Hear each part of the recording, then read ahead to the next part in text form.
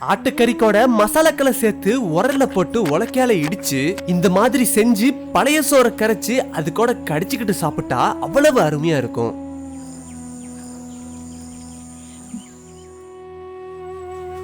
ஆட்டுக்கறி உருண்டை செய்யறதுக்காக 1/2 கிலோ எலும்பு இல்லாத ஆட்டுக்கறியை எடுத்துக்கலாம்.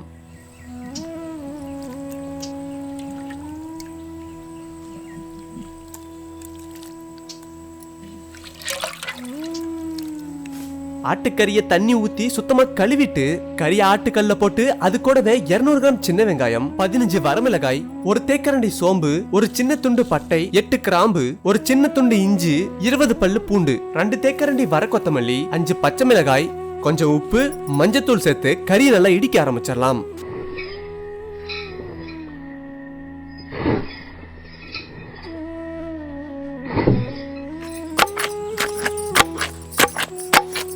நம்ம சேர்த்த மசாலா கலகெல்லாம் நல்லா மஞ்சி கறியோட சேர்ந்து நல்லா கலந்து கட்டியார அளவுக்கு நல்லா இடிச்சுக்கணும். கறியில எலும்போ கொழுப்போ இல்லாம சேர்த்தா நம்ம இடிக்கிறதுக்கு சுலபமா இருக்கும்.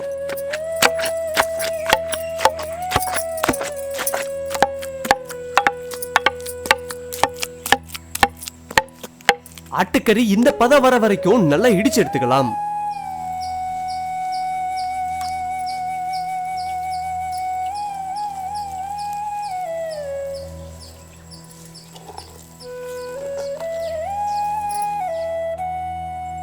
இப்ப 2 தேக்கரண்டி அரிசி மாவை சேர்த்து கறி நல்லா கட்டியார அளவுக்கு நல்லா பிசைஞ்சுக்கலாம்.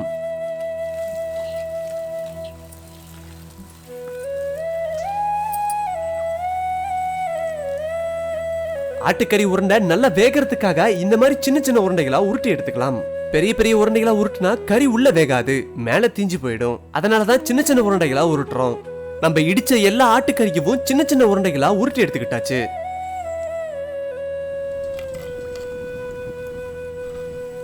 இப்போ ஒரு சட்டியில எண்ணெயை ஊத்தி கறி உருண்டைய பொரிக்க ஆரம்பிச்சிடலாம்.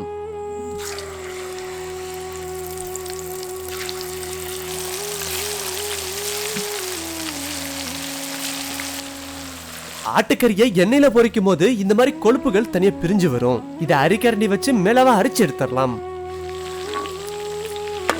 கறி உருண்டையோட எல்லா பக்கமும் நல்லா வேகிறதுக்காக திருப்பி விட்டு நல்லா வேக வச்சிடலாம்.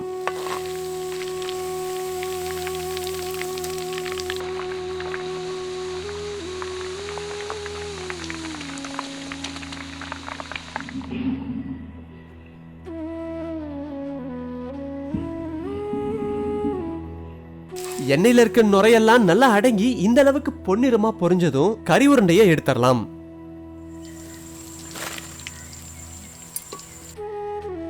இதே மாதிரி உருட்டி வச்சிருந்த எல்லா கறி உருண்டைகளையும் பொரிச்சு எடுத்துக்கலாம். ஆட்டுக்கறி கறி உருண்டை இப்ப சாப்பிட தயாராயிடுச்சு. கறியை கொடுத்தா குழந்தைகள் சாப்பிடவே மாட்டாங்க. ஆனா இந்த மாதிரி பொரிச்சு கொடுத்தா கறியை விரும்பி சாப்பிடுவாங்க. ஆட்டுக்கறி கூட மசாலாக்களை சேர்த்து நல்லா இடிச்சு செஞ்சதுனால இந்த கறி உருண்டையோட சுவை அவ்வளவு அருமையா இருக்கும்.